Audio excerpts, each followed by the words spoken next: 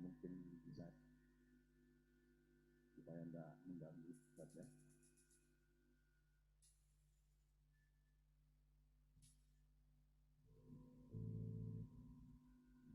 Ibu, mari kita saat teduh sejenak, kita merenungkan penyertaan Tuhan di dalam hidup kita. Mari kita baca.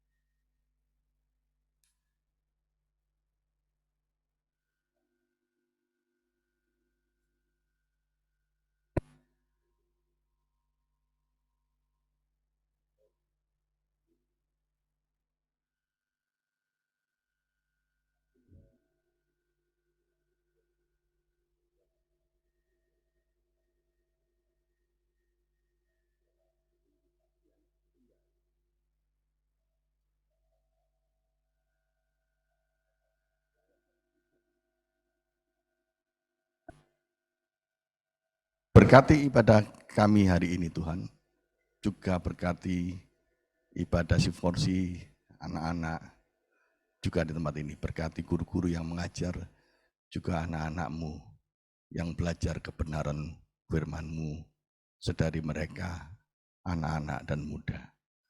Sehingga kami semua boleh bersuka cita, karena kami dapat merasakan sukacita-Mu di tengah-tengah kehidupan kami. Terima kasih Tuhan. Kami membawa ibadah ini dari awal, pertengahan hingga akhir di dalam nama Tuhan Yesus Kristus. Amin. Bapak dan Ibu, mari kita bangkit berdiri, kita pujikan hormat bagi Allah Bapa.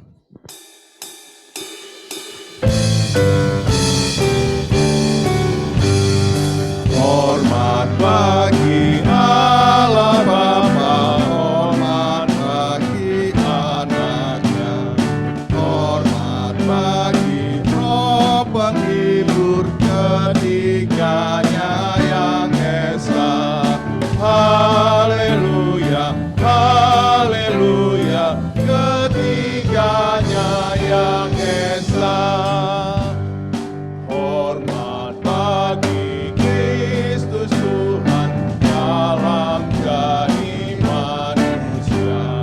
Hormat bagi Raja Gereja, Juru Selamat dunia. Haleluya, haleluya, Juru Selamat dunia. Arahkanlah hatimu kepada Tuhan, dan marilah kita beribadah kepadanya dengan sikap penyembahan. Bahwa pertolongan kita dalam ibadah pagi hari ini datangnya dari Tuhan Allah, yang menjadikan langit dan bumi dan yang tidak pernah meninggalkan perbuatan tangannya. Anugerah dan damai sejahtera dari Allah Bapa dan dari Tuhan kita Yesus Kristus, dan oleh pertolongan Roh Kudus menyertai ibadah kita di minggu pagi hari ini. Amin. Dengarkanlah firman Tuhan di dalam Mazmur 66 ayat 1 dan 2. untuk memimpin biduan nyanyian Mazmur, bersorak-sorai bagi Allah, hai seluruh bumi. Mazmurkanlah kemuliaan namanya, muliakanlah dia dengan puji-pujian. Jemaat dipersilakan duduk. Saya undang anak-anak ke depan. Ya.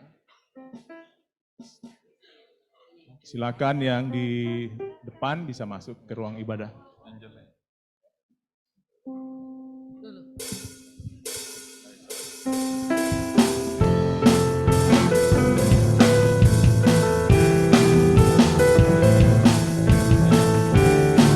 Hai kawan, tahukah kamu?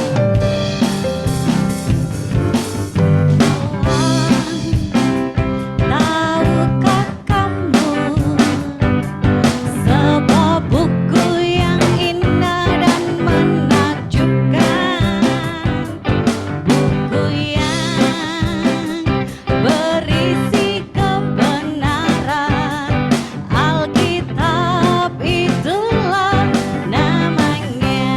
Hai kawan,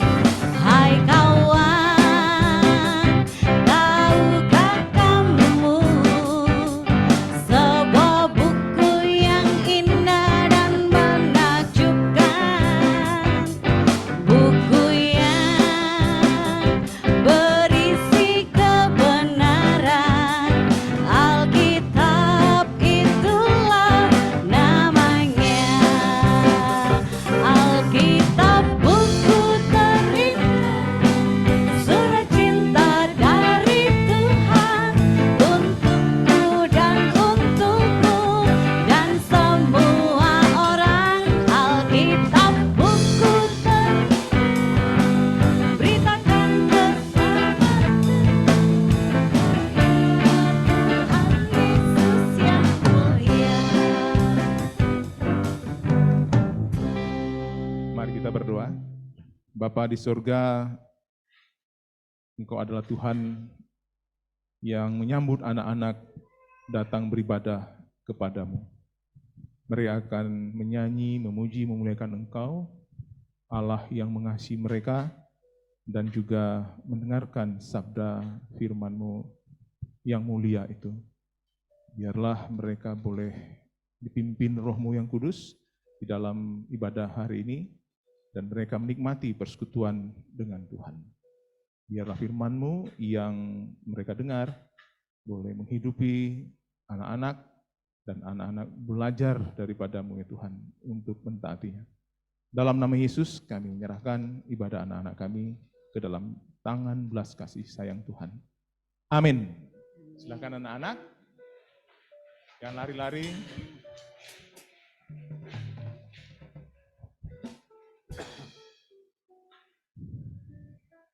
Kita menyadari bahwa hidup kita di sepanjang minggu begitu banyak yang kita sadari kita tidak hidup seperti yang Dia inginkan.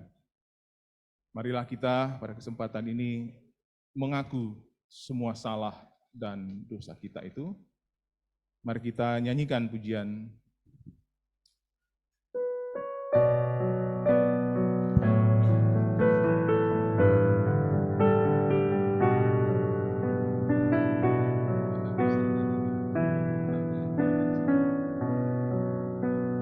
Di depan mata Yesus. Di depan mata Yesus,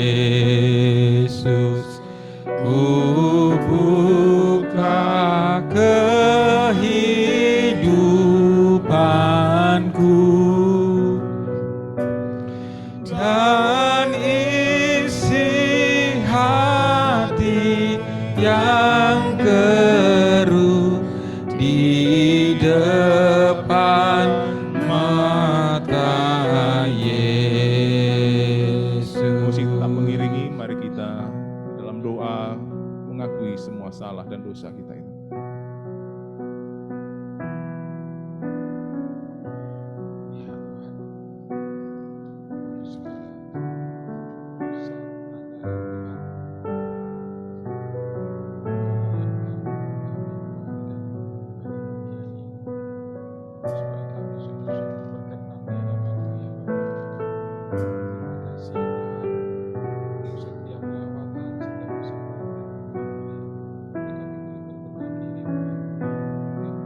di depan mata Yesus. Di depan mata Yesus, ku datang miskin dan benar, menanggung hutangku berat di depan mata Yesus. Tidak cukup 1000 lidah kami ya Tuhan, untuk kami berterima kasih karena Tuhan menyediakan anugerah-Mu, anugerah yang mengampuni kami dari semua dosa-dosa kami. Baik dosa pikiran kami yang sudah menyeleweng, tidak lagi seturut kebenaran Tuhan. Kehendak kami demikian juga perasaan kami ya Tuhan. Bahkan perbuatan-perbuatan kami banyak yang menyakiti hati-Mu dan juga sesama kami. Ampuni kami ya Tuhan. Kami sering menyalahgunakan anugerah-Mu di dalam hidup kami. Kebaikan-kebaikan-Mu yang begitu limpah dalam hidup kami. Kami pun juga kurang bersyukur untuk semuanya. Bahkan kami tidak memprotesnya ya Tuhan. Kami tidak menghargainya, kebaikan demi kebaikan-Mu itu. Terima kasih Tuhan, pagi hari ini kami mengaku sejujur-jujurnya, ampunilah semua salah dan dosa kami. Dalam nama Yesus yang memberi anugerah pengampunan, kami berdoa. Amin. Jemaat, dengarkanlah berita anugerah dan pengampunan Tuhan yang terambil dari Efesus pasal 1 ayat 7. Sebab di dalam Dia dan oleh darahnya beroleh penebusan, yaitu pengampunan dosa menurut kekayaan kasih karunia-Nya. Saya undang jemaat bangkit berdiri. Mari kita dengarkan petunjuk-petunjuk hidup baru sebagaimana tertulis di dalam Roma 1 ayat 16 dan 17. Mari kita membacanya bersama-sama. Sebab aku mempunyai keyakinan yang kokoh dalam Injil. Karena Injil adalah kekuatan Allah yang menyelamatkan setiap orang yang percaya. Pertama-tama orang Yahudi, tapi juga orang Yunani. Sebab di dalamnya nyata kebenaran Allah yang bertolak dari iman dan memimpin kepada iman. Seperti ada tertulis, orang benar akan hidup oleh iman. Mari kita bersalam-salaman kepada samping kanan kita, dan kita akan masuk dalam puji-pujian kepada Tuhan. Silakan Bapak Ibu. Silakan Bapak Ibu duduk kembali. Sudah bersalam-salaman ya, berbanyak-banyak tadi. Kita akan saatnya untuk memuji, menyembah Tuhan. Dia Allah yang layak dipuji dan disembah.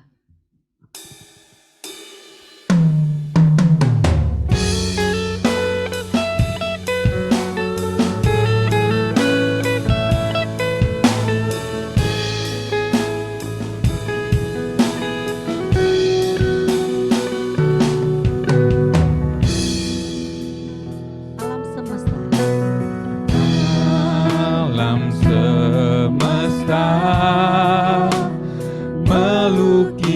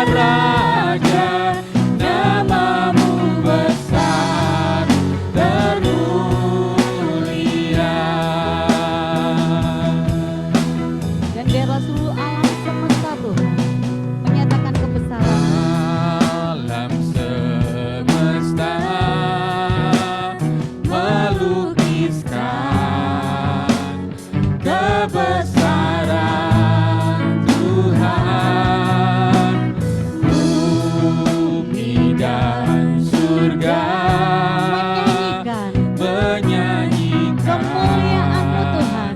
kemuliaan.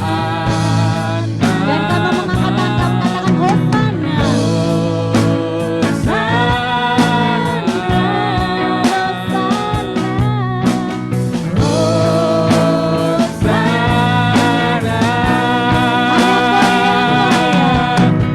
Layak dipuji disembah, Kaulah yang bertata dulu sekarang dan selamanya. Raja atas segala raja, namamu besar termulia. Layak dipuji disembah Tuhan. Layak dipuji disembah, Kaulah yang bertata dulu sekarang dan selamanya. Raja atas segala raja, namamu besar termulia. Namamu besar termulia. Namamu besar termulia.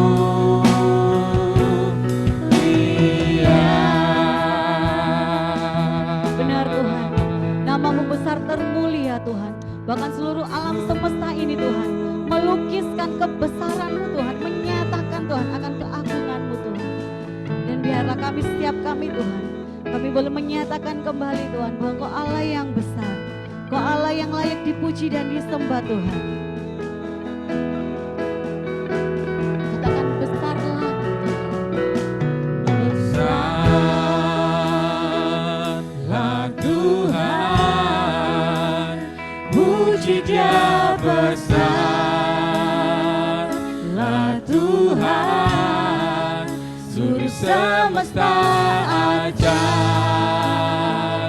Besarlah Kau Tuhan. Saya undang jemaat untuk bangkit berdiri, katakan besarlah Kau Tuhan. Besarlah Tuhan, puji Dia besarlah Tuhan, seluruh semesta ajaib. Besarlah Kau Tuhan. Dan kami katakan Kau yang termulia.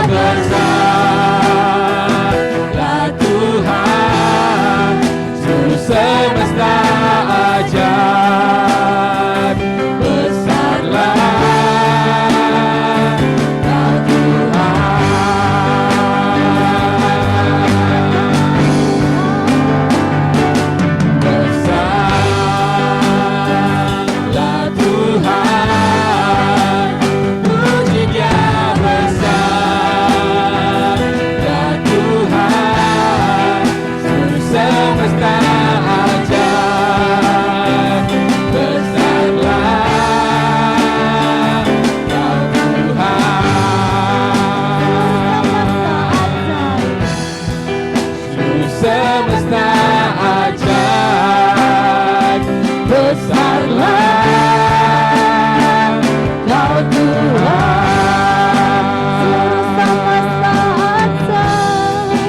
Seluruh semesta ajaib, besarlah Kau Tuhan. Seluruh semesta ajaib menyanyikan pujian bagi-Mu Tuhan. Dan pagi hari ini Tuhan, kami pun siap untuk menaikkan pujian, ucapan syukur kami atas kebaikan-Mu Tuhan. Di dalam nama Tuhan Yesus Kristus yang siap untuk memuji Tuhan. Sama-sama katakan, amin. Shalom. Shalom. Shalom. Shalom. Wah, luar biasa ya Bapak Ibu, kita akan memuji Tuhan. Satu hal yang kupinta, ini yang kuingini.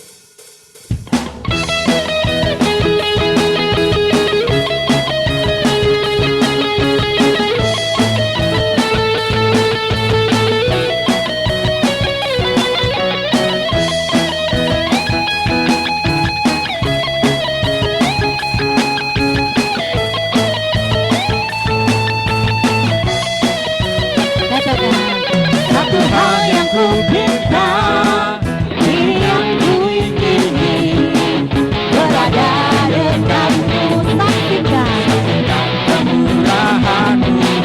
Satu hal yang ku tahu, ini yang ku ingini, menikmati kasih di dalam anugerah-Mu. Tuhan adalah terangku, penuntun hidupku. Kau buatku hidup di dalam rencana-Mu. Tiada aku takut, tiada aku gentar, bersama denganmu yang aku percaya. Ini yang kami ingini Tuhan, merasakan menyaksikan kemurahan-Mu. Satu hal yang ku pinta, ini yang ku ingini, berada dekatmu, saksikan kemurahan-Mu. Satu hal yang ku tahu, ini yang ku ingini, Kami mau menikmati. menikmati kasih di dalam anugerah. Katakan Tuhan, Tuhan adalah terangku, penuntun hidupku. Kau buatku hidup di dalam rencana-Mu. Tiada aku takut, tiada aku gentar, bersama denganmu yang aku percaya.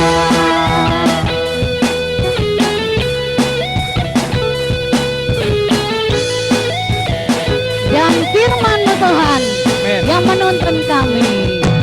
Firman-Mu Tuhan, betapa dekat itu. Janji-Mu Saranmu, terang bagi jalan-jalanku. Kebenaran menuntunku. setiap hari, Amin. ku menantikan-Mu, beri kekuatan baru. Ku kan terbang tinggi di awan, bersama-Mu dalam kemuliaan. Firman-Mu teguh menopang, bukan aman dalam-Mu Tuhan. Katakan jalan-Mu. Jalan-Mu di atas jalan-jalan-Mu, rancangan-Mu melebihi rancanganku.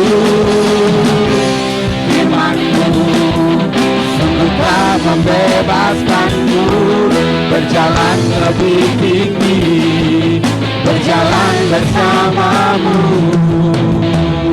Katakan bukan terbang. Bukan terbang tinggi di awan, bersama-Mu dalam kemuliaan. Firman-Mu Tuhan. Sebab firman-Mu teguh menopang, bukan aman dalam-Mu Tuhan. Bukan terbang tinggi di awan, bersama-Mu dalam kemuliaan. Amin. Sebab firman-Mu teguh menopang, bukan aman dalam-Mu Tuhan. Bukan aman dalam-Mu Tuhan. Bukan aman dalam-Mu Tuhan.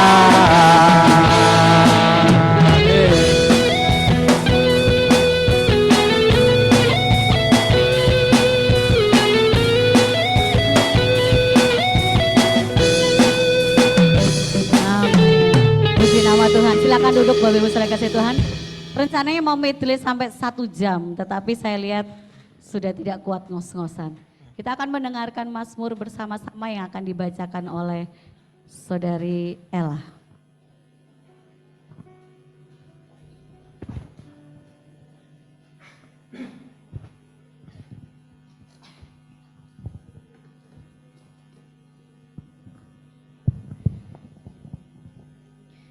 Mazmur 9 ayat 1 sampai 11. Allah pelindung orang-orang saleh. Untuk pemimpin biduan, menurut lagu Mutlaben Mazmur Daud. Aku mau bersyukur kepada Tuhan dengan segenap hatiku. Aku mau menceritakan segala perbuatan-Mu yang ajaib. Aku mau bersukacita dan bersukaria karena Engkau. Bermazmur bagi nama-Mu, ya Maha Tinggi. Ketika musuh-musuhku mundur, mereka tersandung jatuh dan binasa di hadapan-Mu. Sebab Engkau membela perkaraku dan hakku, Engkau duduk di atas tahta sebagai hakim yang adil. Engkau telah menghargai bangsa-bangsa, telah membinasakan orang-orang fasik. Nama mereka telah Kau hapuskan untuk seterusnya dan selama-lamanya. Musuh telah habis binasa, menjadi timbunan puing senantiasa. Kota-kota telah Kau cabut, ingatan akan mereka lenyap. Tetapi Tuhan bersemayam untuk selama-lamanya. Tahtanya didirikannya untuk menjalankan penghakiman. Dialah yang menghakimi dunia dengan keadilan dan mengadili bangsa-bangsa dengan kebenaran. Demikianlah Tuhan adalah tempat perlindungan bagi orang yang terinjak, tempat perlindungan pada waktu kesesakan. Orang yang mengenal nama-Mu percaya kepada-Mu, sebab tidak Kau tinggalkan orang yang mencari Engkau, ya Tuhan. Amin. Amin. Kita akan mempersiapkan diri di dalam mendengarkan firman Tuhan.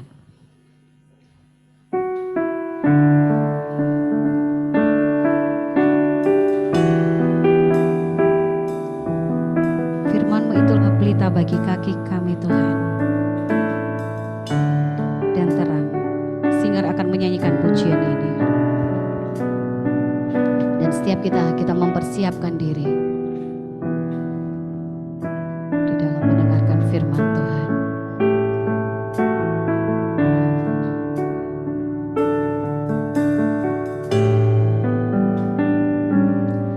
Firman-Mu pelita kakiku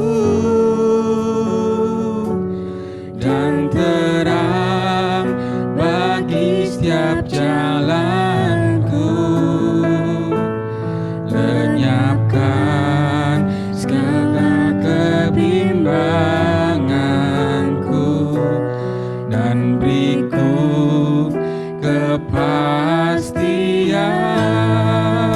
Tak pernah Kau tinggalkan. Tak pernah Kau tinggalkanku. Dan tak pernah Kau tinggal. Tak pernah Kau biarkanku sendiri.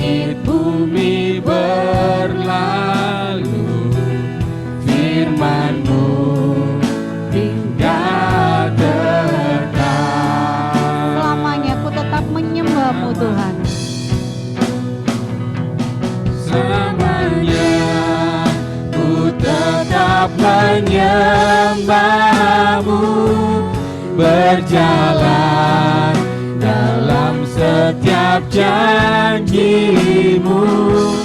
Biarpun langit bumi berlalu, firman-Mu hingga kekal. Jemaat nyanyikan pujian ini di hadapan Tuhan. Firman-Mu pelita kakiku. Firman-Mu pelita kakiku dan terang bagi setiap jalanku. Lenyapkan segala kebimbanganku dan beriku kepastian.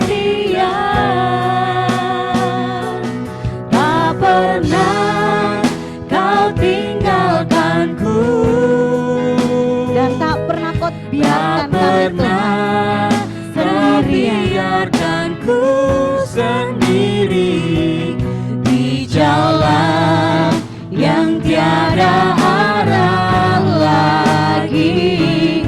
Kekuatan Saya undang jemaat untuk bangkit berdiri. Katakan selamanya. selamanya ku tetap menyembah-Mu, berjalan dalam setiap janji-Mu.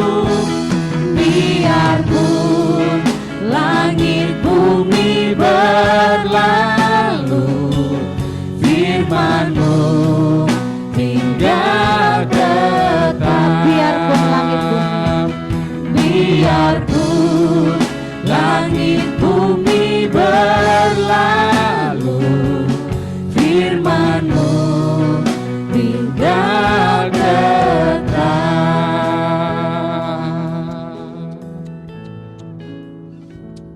Oke, mari kita berdoa. Sekali lagi kami bersyukur Tuhan karena pada hari ini, pada hari Minggu pagi ini, kami boleh bersama-sama di tempat ini. Tuhan terus berkati kami boleh sampai sini dengan dalam keadaan selamat, dan kami rindu untuk boleh kembali mendengarkan firman Tuhan dan bersekutu bersama-sama dengan saudara di dalam iman kami. Tuhan menolong kami semua, persiapkan hati kami, biar kami boleh terbuka dengan firman Tuhan. Kami mau ditegur, kami juga mau dihibur, dan hidup kami juga boleh hidup sesuai dengan kehendak Tuhan saja. Terima kasih ya Tuhan, terima kasih. Kami serahkan pemberitaan firman Tuhan pada pagi hari ini hanya dalam tangan-Mu saja, hanya dalam nama Tuhan Yesus Kristus kami berdoa. Amin. Oke. Silakan duduk. Nanti capek kalau berdiri. Cek. Oke. Bapak Ibu, saya mengajak kita untuk buka Alkitab kita. Kita akan membaca firman Tuhan dari Roma pasal yang pertama ayat yang ke-16 dan 17. Karena 2 ayat saja kita bisa baca secara bergantian.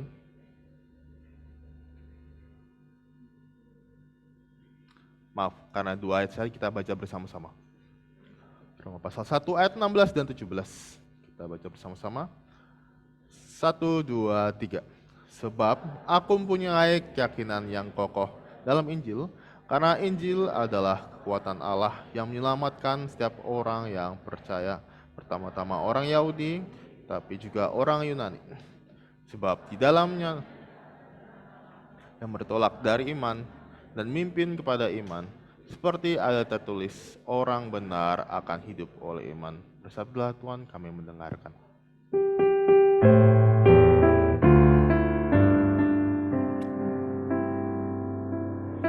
Bersabdalah Tuhan, kami mendengarkan.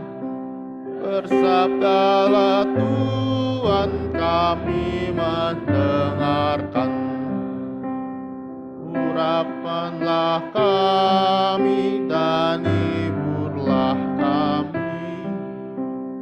Kuatkanlah kami dan hiburlah kami.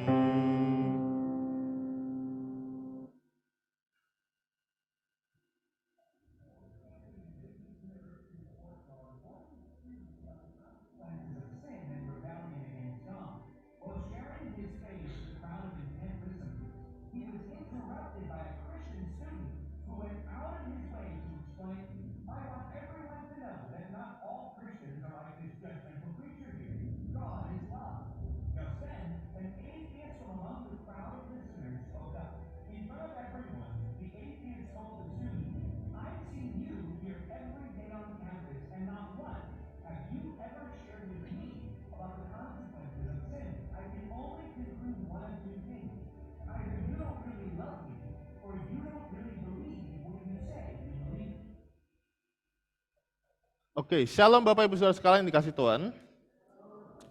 Ya, jadi dari potongan video tadi sepertinya agak kurang jelas ya karena tertutup di bawah itu ada kayak apa namanya untuk render-render itu ya. Ya, jadi nggak jelas. Jadi video tadi tentang apa sih? Jadi tadi saya ceritakan ulang ya. Jadi sebenarnya video tadi itu berisi tentang ada seorang pengkhotbah yang berkhotbah di sebuah universitas ya. Jadi kalau di Amerika itu kan suatu hal yang umum ya. Lalu dia khotbah di universitas, lalu dia berkhotbah di depan banyak mahasiswa yang ramai. Ketika dia berkhotbah di depan banyak mahasiswa yang ramai, dia mengatakan dia itu memberitakan konsekuensi dosa. Dia mengatakan bahwa kita semua orang berdosa dan kita semua kita ini semua harus dihukum oleh Allah. Tapi tiba-tiba ada seorang mahasiswa Kristen yang maju menginterupsi, lalu dia berkata, kalian semua harus tahu, kalau tidak semua orang Kristen itu suka menghakimi seperti pengkhotbah ini. Lalu tiba-tiba ada seorang ateis yang berkata seperti ini, saya melihat kamu setiap hari di kampus, tapi kamu tidak pernah memberitahu apapun kepada saya tentang konsekuensi dosa.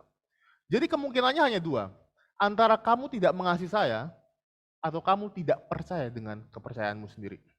Nah, Bapak Ibu Saudara sekalian, kita lihat sini bahwa pemberitaan firman Tuhan, pemberitaan Injil itu bukan hanya bicara soal kewajiban, tapi menunjukkan kasih kita kepada orang-orang yang belum mengenal Tuhan.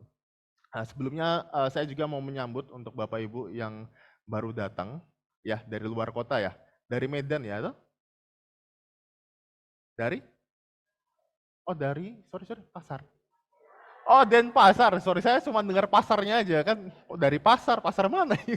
Pasar Turi, pasarnya. Iya. Selamat datang. Ya, jadi saya sedikit memperkenalkan diri saya sedikit ya.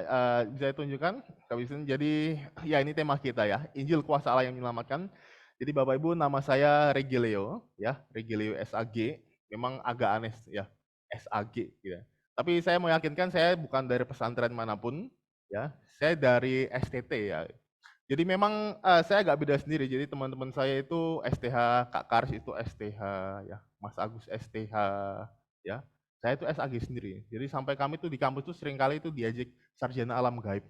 Nih, saya sarjana alam gaib. Saya kadang ngejek mereka juga STH ya, STA sok tahu. Naik jadi MTH maha tahu ya. Sembah maha tahu ya, Koeri ya. Koeri udah MTH ya. Nah, Bapak Ibu, jadi kenapa saya SAG? Karena saya dulu mengambil program misi. Jadi saya itu jurusan misi, dan karena sudah akreditasi, jadi kami disamakan dengan yang lulusan-lulusan yang ponpes-ponpes gitu. Jadi kami SAG gitu, sama seperti itu. Nah, ini juga mempermudah kami untuk masuk ke masyarakat. Kami itu bisa masuk ke sekolah, kami juga bisa masuk ke lembaga-lembaga sosial ya. Dengan SAG, daripada STA kami lebih mudah masuk dengan menggunakan SAG. Maksudnya kesurgaannya itu lebih rendah daripada STH gitu ya. Oh, nggak ada yang STH sini. Nah, Bapak Ibu, jadi kami memang khusus ya. Jadi kami kalau STT itu biasa setiap weekend itu kami itu ada pelayanan. Nah, kami yang misi ini, kami seringkali itu dilempar tuh ke tempat-tempat yang terpencil gitu, ke desa-desa. Saya pernah pelayanan itu di Batu sih, di Bumi Aji. Itu tuh kami naik motor, naik gunung, lalu kami ngajar bimbel di situ. Jadi yang datang itu ya orang-orang Muslim, kami ajari orang-orang Muslim gitu. Lalu kami harus turun gunung lagi ke tempat yang lain, kami buka bimbel lagi seperti itu. Lalu kami juga pernah saya pernah ke Kasembon ya, Kasembon tempat susu. Saya suka susu. Nah, di sana itu kami juga buka bimbel di sana. Saya juga pernah di Pujon ya, di Batu sana. Di Pujon itu kami juga jadi tidak ada gereja yang menaungi kami buka bimbel juga di sebuah rumah jemaat gitu. Jadi tujuannya apa? Ketika kami buka bimbel, kami dekati anak-anak, kami bisa dekati orang tuanya. Jadi kami itu mengunjungi rumah orang tua mereka, ngajak mereka ngobrol ya. Kayak bahasa Jawa ya, walaupun bahasa Jawa saya kadang itu masih terbata-bata gitu ya. Nah, Bapak Ibu, pelayanan ya, secara khusus pelayanan misi, pelayanan penginjilan, itu sebenarnya juga bukan pelayanan yang mudah. Tapi saudara kalau kita baca Roma pasal 1 yang tadi kita baca tadi ya, kalau full kita baca ya, Paulus itu punya kerinduan untuk melakukan pelayanan pemberitaan Injil, ya. Meskipun Paulus itu sadar bahwa perjalanannya itu tidak mudah dan harus tempuh. Tidak mudahnya itu jauhnya. Saya masih enak. Saya itu kalau mau ke Kasembon itu saya dulu itu berhentiin angkot, berhentiin truk gitu baru naik ke Kasembon ya. Harus ngangkang-ngangkang. Kadang kami kalau sama anak-anak perempuan tuh anak perempuan harus manjat-manjat truk gitu. Kami dorong kakinya ya supaya bisa masuk ke dalam truk. Itu tuh masih mudah Bapak Ibu. Paulus harus jalan kaki berhari-hari untuk sampai ke tempat dia mau memberitakan Injil. Apa yang membuat dia rindu untuk memberitakan Injil ya? Yang pertama kita lihat, yang pertama adalah mindset dari Paulus sendiri. Siapa ya? Oh, saya yang salah ternyata. Bentar, Bestin. Oke. Mindset dari Paulus sendiri. Yang pertama, kalau kita baca dari Roma pasal yang pertama, ya ayat 9, dia berkata, karena Allah yang kulayani dengan segenap hatiku dalam pemberitaan Injil anaknya adalah saksiku bahwa dalam doaku aku selalu mengingat kamu. Ya, saudara, mindset yang pertama apa adalah apa? Paulus mengasihi Allah, itu mindset yang pertama. Bahwa Paulus sendiri mengasihi Allah, itulah kenapa dia rela untuk memberitakan Injil. Mindset yang kedua adalah dia juga mengasihi orang-orang yang belum percaya kepada Tuhan. Di Roma pasal pertama ayat 14, ia berkata, aku berhutang baik kepada orang Yunani maupun kepada orang bukan Yunani, baik kepada orang terpelajar maupun kepada orang tidak terpelajar. Apa hutangnya? Bukan hutang uang, tapi dia hutang untuk memberitakan Injil kepada mereka. Ya, itu salah satu bentuk bahwa Paulus ini bukan hanya mengasihi Allah, tapi dia juga mengasihi orang-orang yang belum mengenal Tuhan. Ya. Jadi saudara, Paulus juga pasti sadar bahwa ia sendiri itu tidak mungkin mampu menyelamatkan orang-orang yang belum percaya. Tetapi Paulus tahu bahwa Injil adalah kekuatan Allah yang mampu menyelamatkan orang-orang yang mau percaya. Ya. Saudara, mari bersama-sama coba kita perhatikan ayat yang ke-16 ya. Apakah ada ya? Ayat yang ke-16. Saya akan bacakan sekali lagi ya. Sebab aku mempunyai keyakinan yang kokoh dalam Injil, karena Injil ada kekuatan Allah yang menyelamatkan setiap orang yang percaya, pertama-tama orang Yahudi, tapi juga orang Yunani. Saudara, kalau mendengar kata Injil, apa yang terbesit dalam pikiran saudara? Ketika mendengar kata Injil, apa yang terbesit? Alkitab, apalagi? Matius, Markus, Lukas, Yohanes, apalagi selain itu? Berita. Oh, ada yang bilang Tuhan Yesus kayaknya. Atau gitu.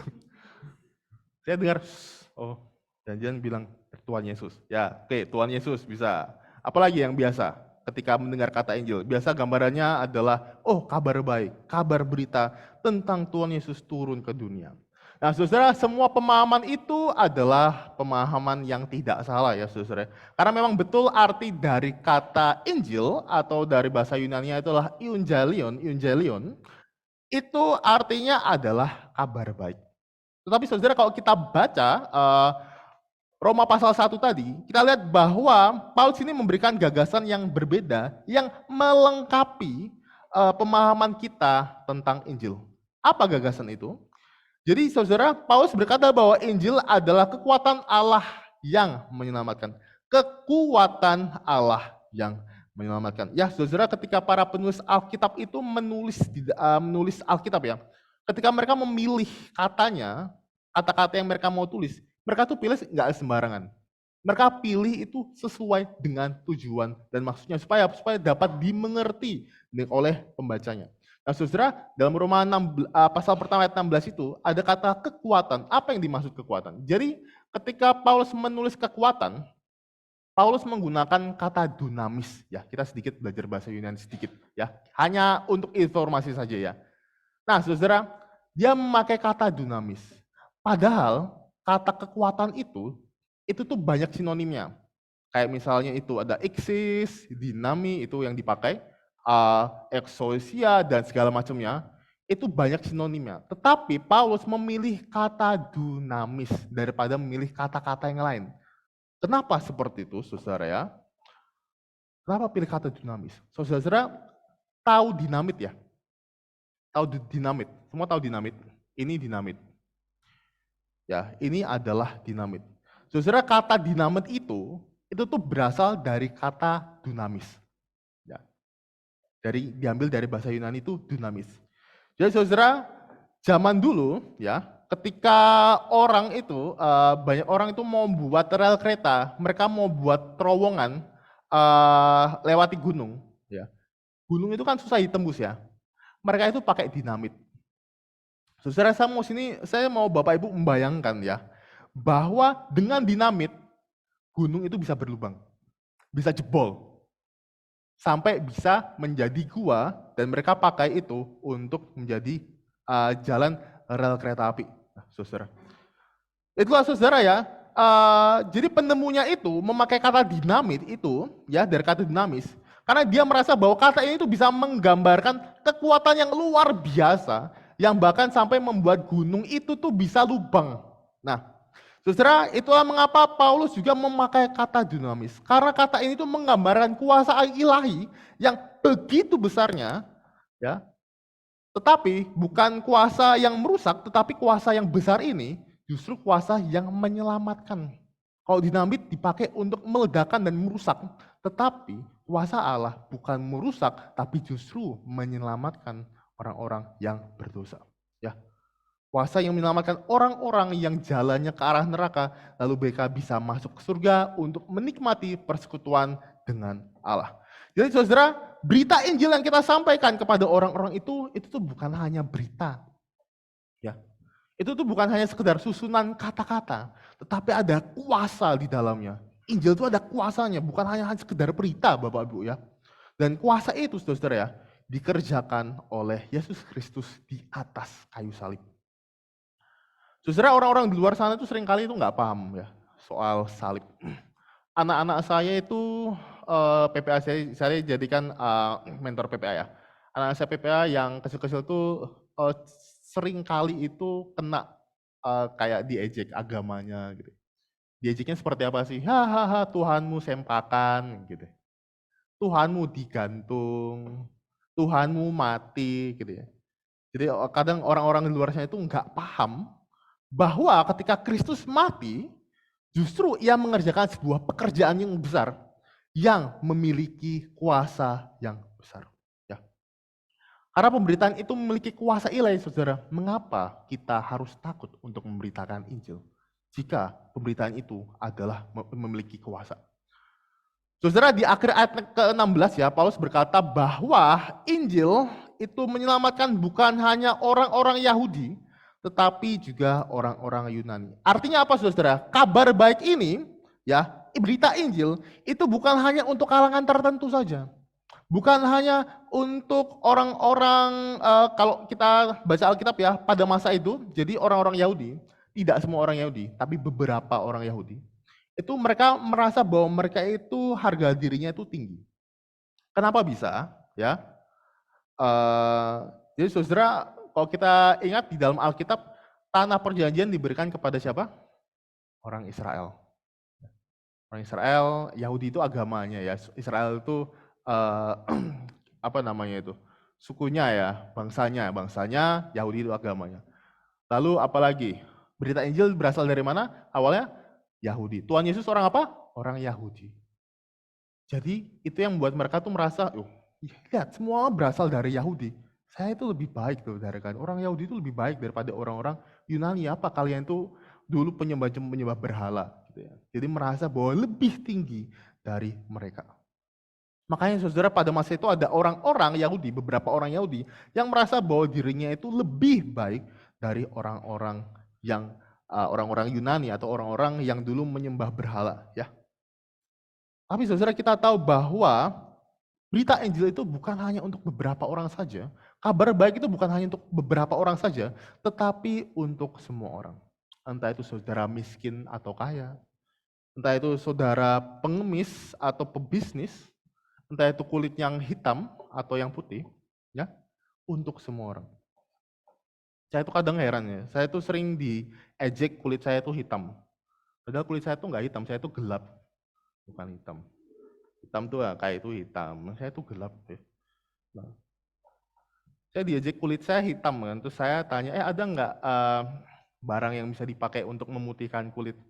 Habis itu mereka bilang, oh jangan kamu pakai, nanti kamu jadi putih nggak cocok katanya. Tapi habis itu diejek. Kayaknya mereka ini saya nggak mau saya itu jadi putih karena kalau saya putih nggak ada bahan ejekan. Ya, makanya saya kan nggak mau saya tuh pakai memutihkan diri saya, mereka tuh nggak mau. Saudara, kadang itu kita di gereja itu kita tuh kadang itu nggak sadar bahwa kita itu melakukan diskriminasi. Kadang itu kita mungkin nggak sadar ya. Ya. Saudara, bagaimana kalau ada orang yang disabilitas ya masuk ke dalam gereja? Entah itu mungkin IQ-nya rendah ya. Kalau diajak ngomong tuh kadang nggak nyambung. Saudara mau nggak ngobrol sama dia? Saudara mau nggak duduk sebelahan sama dia, bercanda sama dia? Saudara mau nggak? Atau ada orang ya yang mungkin buta atau tuli, tunanetra gitu ya. Lalu masuk sini duduk, saudara mau nggak duduk nemani dia, ngobrol-ngobrol sama dia? Saudara, di ASC itu ya, Aletheia English Course ya, di sini saya sering mengundang teman-teman saya yang muslim ya, yang berhijab gitu tuh, datang ke bawah speaking cafe. Jadi kami itu sambil minum-minum, sambil makan, sambil ngobrol latihan bahasa Inggris ya, latihan bahasa Inggris ngobrol. Bagaimana jika mereka memutuskan untuk mencoba masuk ke dalam gereja? Saudara mau nggak duduk sebelah mereka? Yang berkopiah, yang berjilbab, saudara mau nggak nemani mereka duduk sama-sama? Oke, mungkin yang itu masih gampang ya. Gini deh, bagaimana kalau ada orang yang gay atau mungkin yang pakai baju, dia tuh laki-laki tapi pakai pakaian perempuan, dandanan perempuan, rambutnya panjang, tapi laki-laki. Masuk ke sini, saudara mau nggak duduk sebelahnya dia? Siapa? Oh, Pak Sigit, siapa? Satu lagi saya tahu yang siap itu Koheri. Siap itu. Nah, Koheri yang paling sering protes. Kenapa kita perlakukan berbeda gitu? Ya betul Koheri. Ya.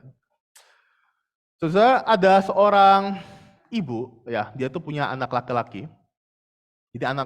Jadi dia punya beberapa anak sih. Tapi anak laki-laki yang pertama itu anak laki-laki itu menghamili perempuan yang di luar nikah ya, dia milih.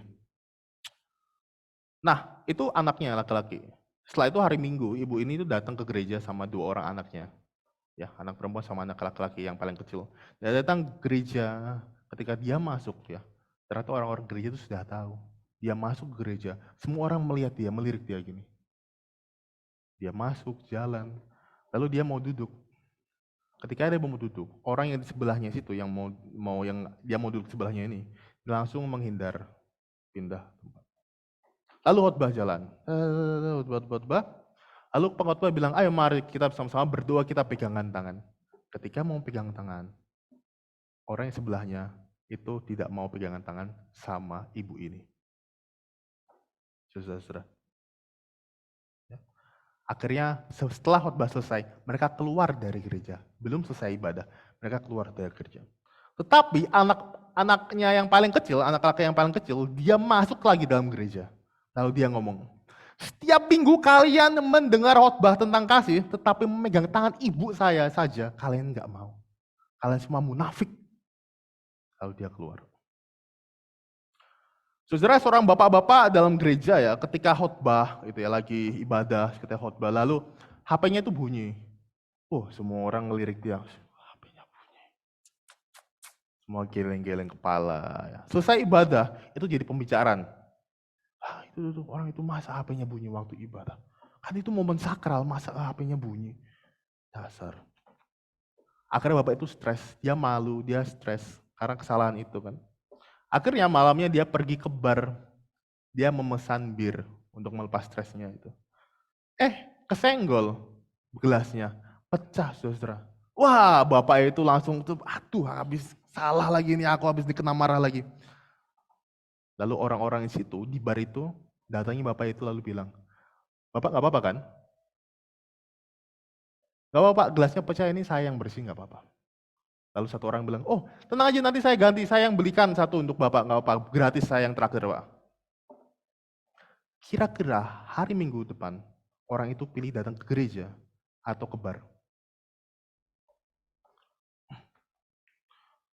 Dan ini terjadi di dalam gereja. Ya, saudara. Saudara, kita mau ngomong, kita tuh mau menginjili orang di luar sana, tetapi dalam gereja, saudara, kita itu yang duduk di sebelah kita, yang buat salah sama kita 5 minggu lalu, itu tuh kita nggak mau duduk sebelahnya. Saudara, kalau mau saya ngomong, itu tuh omong kosong. Kita mau ngomong kabarkan Injil, tapi orang yang salah, yang sebelah kita yang salah itu, kita tuh nggak mau duduk sama dia. Kita maunya pindah. Kita nggak mau dekat-dekat sama dia. Kita nggak mau salaman sama dia. Saudara, itu omong kosong. Saudara, jangan ngomong mau kabarkan Injil, tapi saudara tidak mau menerima orang-orang yang di dalam gereja yang berbuat salah atau berbeda dari saudara. Jika kita menghidupi Injil, saudara, ya, harusnya kita ini tahu kalau kita ini semua itu sama-sama orang berdosa. Ya. Kita ini sama-sama orang berdosa yang diterima oleh Tuhan, maka seharusnya tidak ada alasan bagi kita untuk tidak menerima orang-orang yang berbeda, orang-orang yang lemah, punya kelemahan. Karena kita ini semua sama-sama orang lemah yang diterima oleh Tuhan. Jika kita menghidupi Injil, harusnya hidup kita adalah hidup oleh iman. Tetapi saudara, iman yang seperti apa? Ya. Oke, sorry ini kelewatan, nggak apa-apa. Nah, Injil yang membuat hidup oleh iman. Nah, saudara, kita mau baca, ya. Saya bacakan aja untuk Bapak Ibu ya. Roma pasal pertama ayat 17. Sebab di dalamnya nyata kebenaran Allah yang bertolak dari iman dan memimpin kepada iman, serta seperti ada tertulis, orang benar akan hidup oleh iman. Saudara, di dalam Injil yang kita beritakan di dalamnya ini adalah kebenaran Allah. Jadi berita Injil itu ada di dalamnya itu adalah kebenaran Allah. Saudara, kebenaran Allah di sini bukanlah sekedar fakta historis ya, sebuah kejadian yang terjadi. Ya Tuhan Yesus dulu loh mati gini. Bukan hanya sekedar itu.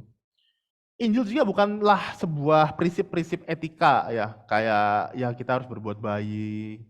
Kita harus berbuat A, berbuat B, tidak boleh menghakimi. Bukan hanya sekedar itu, saudara ya. Ataupun moralitas, bukan. Tetapi kebenaran di sini menunjukkan bahwa bagaimana seharusnya hubungan kita dengan Tuhan. Ya. Hubungan yang ternyata itu bukan oleh karena kebaikan kita, tetapi hanya oleh karunia Tuhan.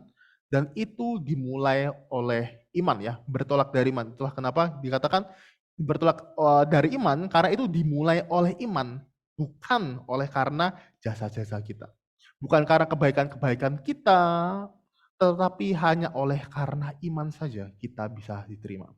Maka dari itu saudara, jika ada orang yang merasa dirinya itu lebih rohani daripada orang-orang yang di sekitarnya, karena dia mungkin berpuasa lebih lama gitu ya, itu adalah sebuah kesalahan. Karena apa? Karena dia baru saja melakukan kesombongan rohani. Saya setiap pagi bangun jam 2 pagi untuk berdoa. Kenapa? Karena waktu itu pintu surga terbuka. Jadi sepanjang hari itu pintu surga itu tertutup, saudara. Terbukanya itu jam 2 pagi. Saudara ingat jam itu ya, nanti berdoa waktu itu. Enggak ya. Saudara, enggak bisa kita tuh merasa bahwa diri kita itu lebih baik daripada orang lain hanya oleh karena kita tuh lebih rajin renungan daripada orang-orang yang sekitar kita, ya. Jadi ada orang-orang yang merasa bahwa dirinya itu lebih baik, merasa bahwa dirinya itu lebih diterima oleh Tuhan, tetapi sebenarnya dia baru saja gagal untuk mendekati Tuhan. Orang-orang seperti ini, saudara, tidak boleh dimarahi. Tapi justru orang-orang ini harus dikasihani, saudara, harus dikasihani. Karena orang-orang seperti itu sama seperti mengejar pelangi. Mereka kejar jauh-jauh, tapi pada akhirnya mereka tidak bisa menemukan ujung dari pelangi itu. Ya, sia-sia, saudara, sia-sia. Dan mereka baru sadar di akhir ya. Saudara, kita tahu ya bahwa saudara-saudara kita di luar sana juga ya, mereka tuh berusaha sebaik-baik mungkin mengumpulkan sebanyak mungkin kebaikan, apa itu bahasa mereka itu ya, pahala ya, pahala-pahala supaya apa? Supaya bisa masuk surga. Tetapi itu sama seperti mengejar ujung dari pelangi, nggak akan bisa, saudara. Nah, itulah kenapa dikatakan oleh Paulus bahwa orang benar itu akan hidup oleh iman. Karena orang benar itu bukan bisa hidup oleh karena kebaikannya, hanya oleh karena iman saja dia bisa diselamatkan. Ya. Tapi saudara, iman yang kita hidup ini bukanlah iman yang buta ya saudara ya. Iman yang kita hidup ini bukan iman yang buta. Ada seorang anak yang saya kenal itu, dia itu doa puasa supaya keterima SMBPTN ya. Dia pengen keterima di sebuah perguruan negeri, perguruan tinggi negeri di mana gitu ya. Dia itu sudah beriman ya, bahwa dia akan terima. Sampai dia itu berdoa puasa, saudara. Doa puasa. Tapi saudara pada akhirnya nggak keterima. Mau apa saudara? Mau marah, mau menyalahkan Tuhan? Padahal katanya firman Tuhan ngomong bahwa kita ini hidup oleh iman. Kok iman saya itu tidak terjadi ya? Akhirnya kecewa. Ya, apa yang diimani, apa yang dipercaya ternyata tidak terjadi. Iman kita itu bukan iman yang seperti itu, saudara ya. Kita harus lihat dulu, iman yang sejati itu seperti apa sih? Yang pertama adalah, iman sejati adalah keyakinan kuat terhadap hal-hal yang diharapkan. Ya, ini berarti bahwa iman yang sejati itu tidak didasarkan pada pemikiran yang sembarangan atau sebuah optimisme buta. Iman sejati itu didasarkan pada keyakinan yang dalam terhadap janji-janji Allah. Apa saja janji-janji Allah? Tuhan akan memberikan kekuatan kepada kita ketika kita mengalami kesulitan. Tuhan akan menghibur kita melalui Roh Kudus. Tuhan akan memberikan damai sejahtera. Tuhan akan memberikan penghiburan. Tuhan dalam Alkitab tidak pernah memberikan, ya kamu akan menjadi orang yang kaya, tidak. Tapi janji Tuhan, aku berikan kekuatan ketika mengalami kesulitan. Itu janji Tuhan, saudara. Meskipun kita itu kadang tidak tahu bagaimana cara janji Tuhan itu digenapi, tapi kita beriman, percaya bahwa itu akan terjadi. Itu adalah iman yang sejati yang pertama. Yang kedua adalah iman sejati seperti apa? Yaitu ada sebuah keyakinan tentang hal-hal yang tidak terlihat. Ya, bukan berarti hantu ya saudara ya. Ini berarti bahwa iman yang sejati itu didasarkan pada apa yang dapat kita lihat dengan mata ya. Iman yang sejati itu didasarkan pada kepercayaan yang dalam kepada Allah. Meskipun kita tidak bisa melihat Allah, ya, meskipun kita tidak memahami jalan-jalan Tuhan, tapi kita tetap percaya pada Tuhan. Itu adalah iman sejati. Yang ketiga adalah sebuah pengharapan yang hidup. Ya, iman yang sejati ini berarti bahwa iman sejati itu bukan hanya sekedar kita tuh ngerti semua doktrin di dalam kekristenan, bukan hanya sekedar itu, saudara ya. Tapi iman yang sejati itu berarti hidup kita itu diubahkan, ya, dan juga kita merasa bahwa kita ini memiliki harapan di masa depan di dalam Tuhan.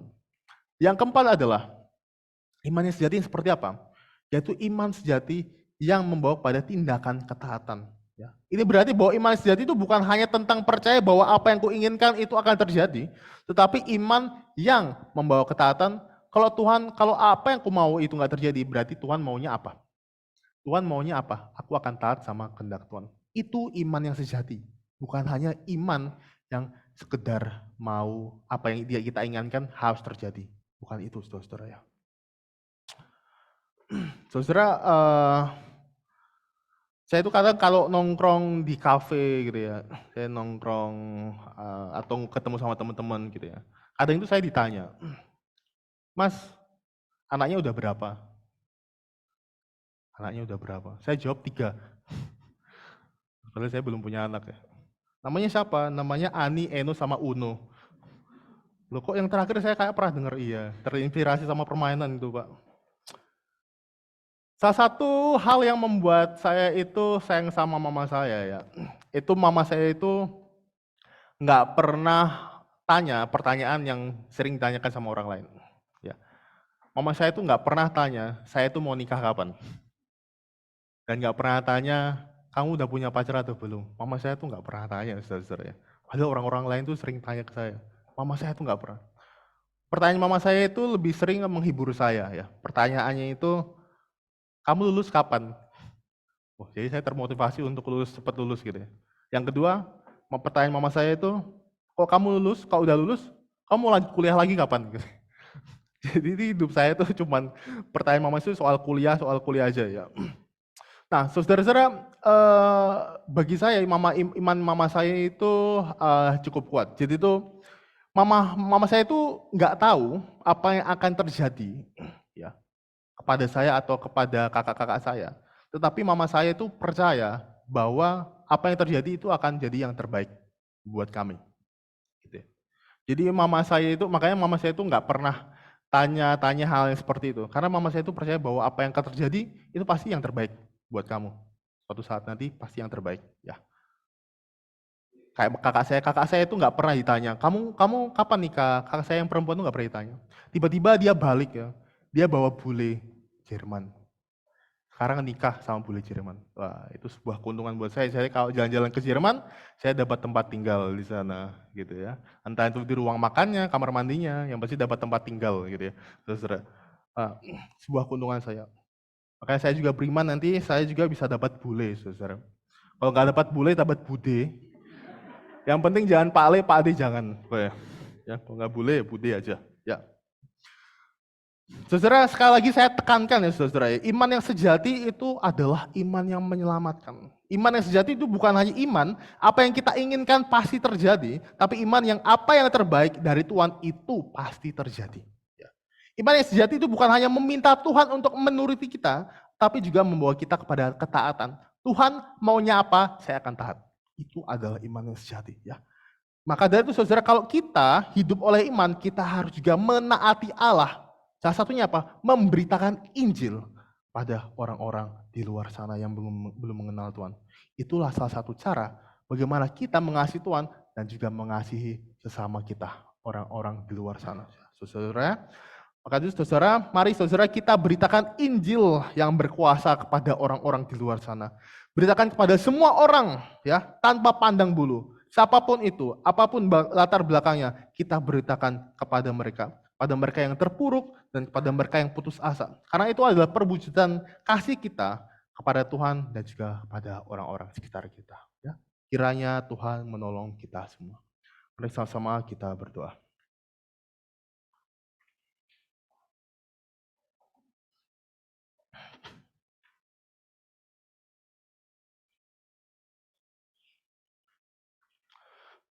Bapa yang surga, kami pada hari ini kami bersyukur karena boleh mendengarkan firman Tuhan yang mengingatkan kembali bahwa Injil-Mu adalah kekuatan untuk menyelamatkan orang-orang di luar sana. Tolong kami, ya Tuhan, supaya kami dengan berani, dengan kesadaran penuh untuk memberitakan Injil kepada orang sekitar kami dengan cara yang bijaksana sesuai dengan hikmat yang Tuhan berikan kepada kami. Dan tolong kami juga untuk belajar menerima orang-orang yang ada di sekitar kami, entah apapun kelemahan mereka, entah apapun perbedaan mereka, dan kami boleh belajar menerima mereka. Dan kami juga belajar memiliki iman yang sejati, iman dalam Tuhan yang mau menaati firman Tuhan dalam kehidupan kami sehari-hari.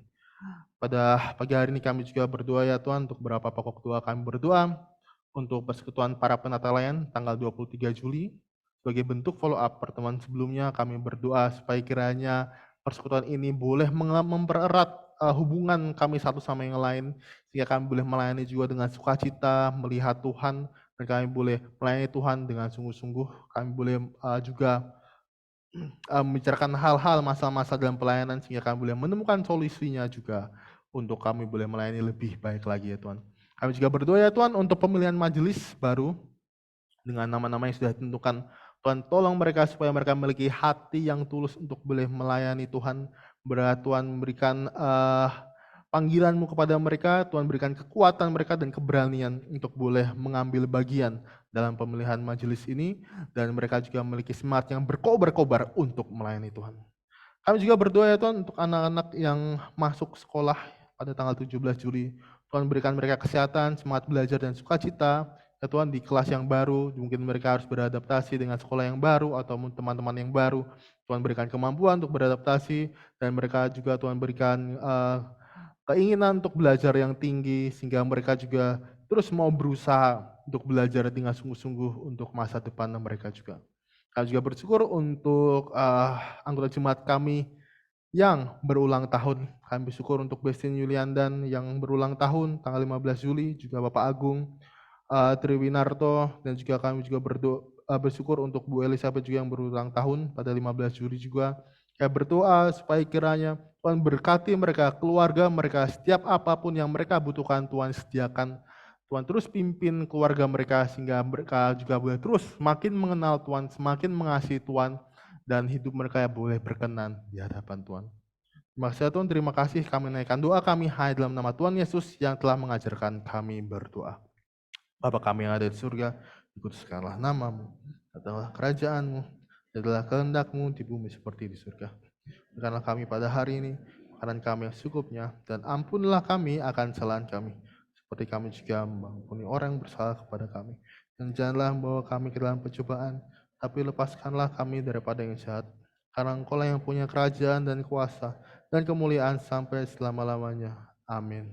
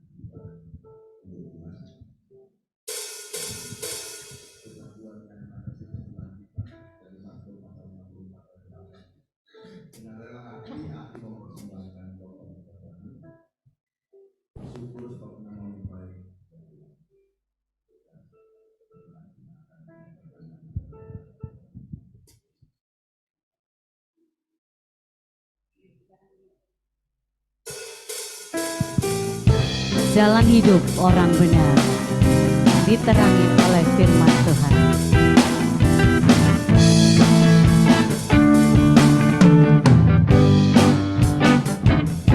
Jalan hidup orang benar diterangi oleh cahaya firman Tuhan. Jalan hidup orang benar semakin terang hingga rembang tengah hari. Apabila ia jatuh, tidaklah dibiarkan sampai tergeletak, sebab tangan Tuhan jua yang menopangnya dan membangunkan dia kembali.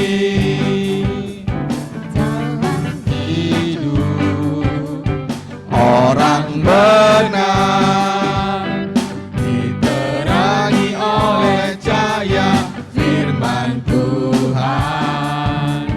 Jalan hidup orang benar semakin terang hingga rembang tengah hari.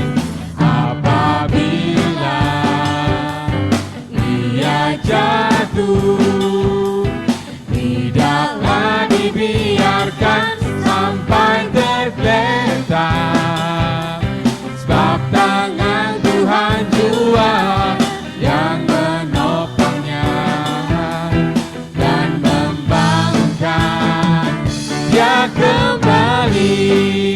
Jalan hidup, jalan hidup orang benar diterangi oleh cahaya firman Tuhan.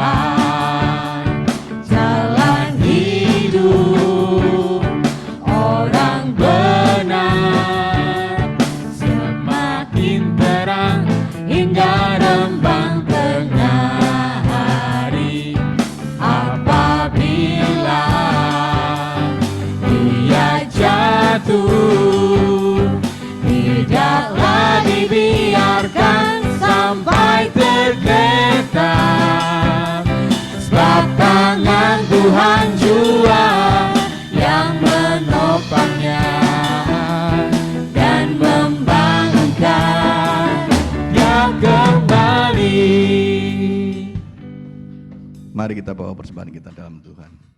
Bapa di surga, kami mengucap syukur atas hari-hari indah yang telah Engkau anugerahkan bagi kami.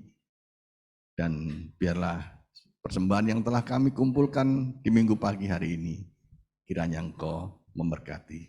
Berkati juga hamba-Mu yang mengelola persembahan ini Tuhan. Berkati juga jemaat-Mu. Terpujilah Engkau Tuhan, dalam nama Tuhan Yesus Kristus kami berdoa dan mengucap syukur. Amin. Amin. Bapak dan Ibu, kami akan sampaikan warta jemaat. Yang pertama adalah seluruh penata layan ya, ini untuk hari Minggu 23 Juli jam 10 pagi setelah ibadah, ini ada persekutuan penata layan. Jadi seluruh penata layan yang terlibat mohon untuk bisa mengikuti persekutuan penataan setelah ibadah Minggu. Selanjutnya, rapat panitia KKR Kalimanis, jadi yang dimohon untuk hadir hari ini setelah ibadah di kelas Siforsi ya. Jadi ini PW nih ya yang mau ke Kalimanis. Selanjutnya, untuk yang berulang tahun ada Bapak Agung Triwinarto, ada Saudari Bestin dan Ibu Elizabeth. Selamat ulang tahun. Majelis jemaat mengucapkan selamat ulang tahun, kiranya Tuhan Yesus memberkati. Untuk daftar nama majelis, mungkin Pak Pendeta mau sampaikan. Ada slide-nya? Nah, ini calon-calon nama majelis baru. Kami mohon Bapak Ibu semuanya bisa membawanya di dalam doa untuk dipilih. Nah, ini kita bersukacita karena sudah banyak dari yang muda-muda untuk bisa maju menjadi majelis baru ya. Kami mohon mereka dibawa dalam doa dan Bapak dan Ibu dapat memilih mereka. Itu aja, ada lagi? Sudah ya? Mungkin Pak Pendeta ada yang mau disampaikan?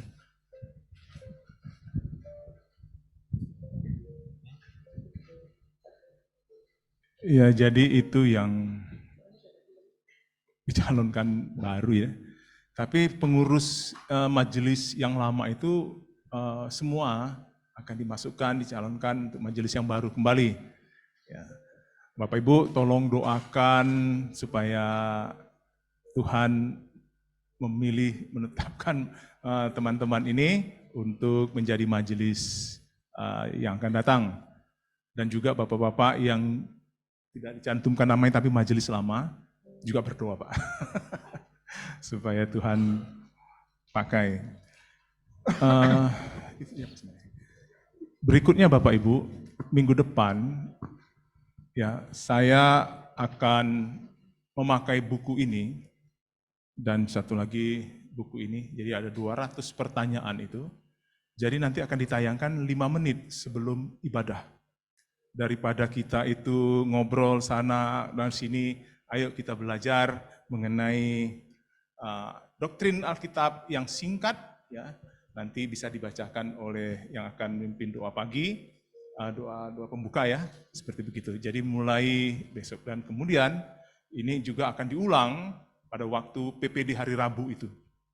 Kenapa ini penting? Oleh karena kita tahu begitu banyaknya ajaran-ajaran yang seperti Alkitabiah, tapi sebenarnya enggak Alkitabiah. Sehingga dengan pertanyaan-pertanyaan singkat itu, ya nanti Bapak Ibu diperlengkapi apa sih sebenarnya doktrin-doktrin dasar daripada kekristenan itu.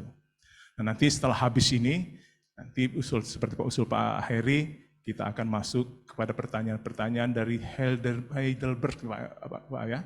Nah, itu lebih dalam dari yang ini. Seperti begitu. Gimana Pak?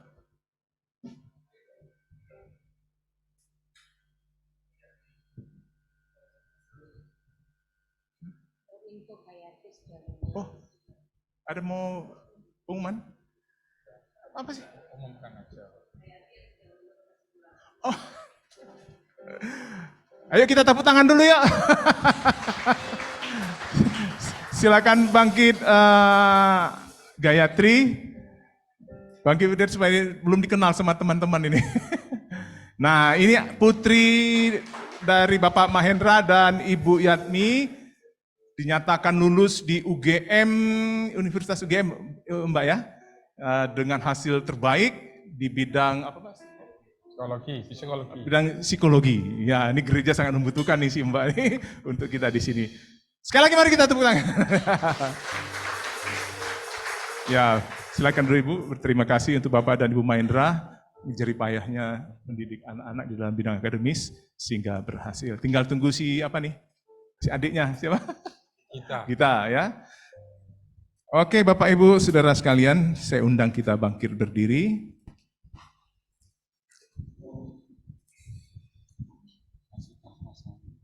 Mari kita mengaku iman rasuli kita bersama dengan jemaat Tuhan di seluruh muka bumi.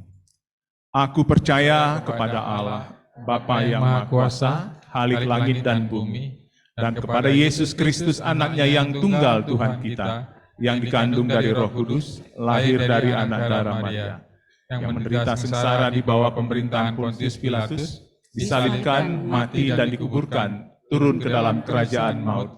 Pada hari yang ketiga, bangkit pula dari antara orang mati, naik ke sorga, duduk di sebelah kanan Allah, Bapa yang Maha Kuasa. Dan dari sana ia akan datang untuk menghakimi orang yang hidup dan yang mati.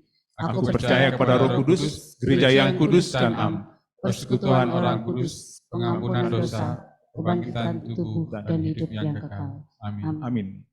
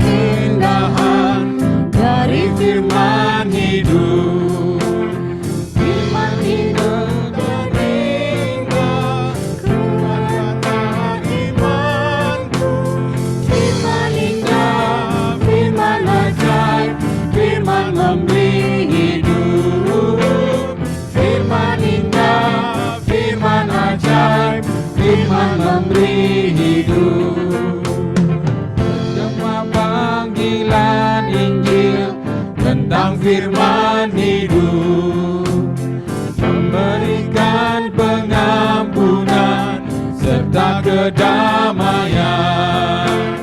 Hanya Yesus juru selamat menguduskan selamanya. Firman indah, firman ajaib, firman memberi hidup.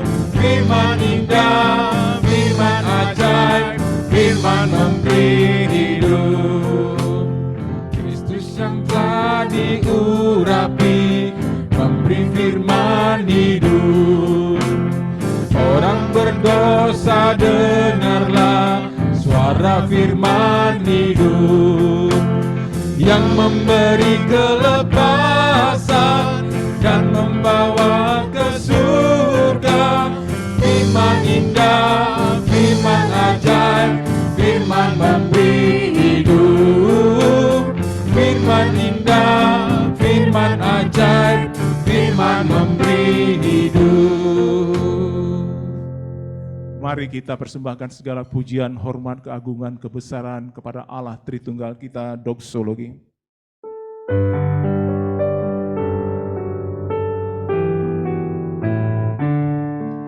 Puji Allah Bapa Putra, puji Allah Roh Kudus, ketiganya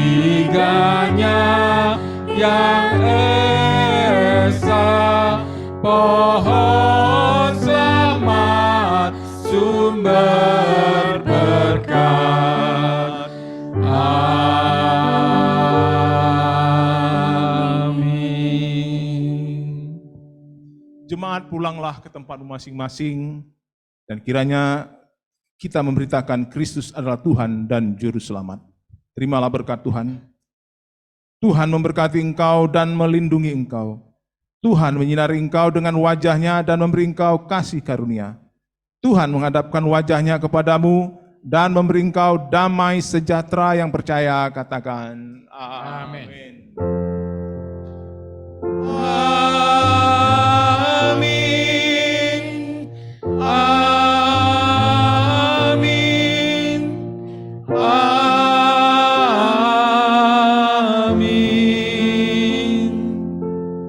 Silakan duduk.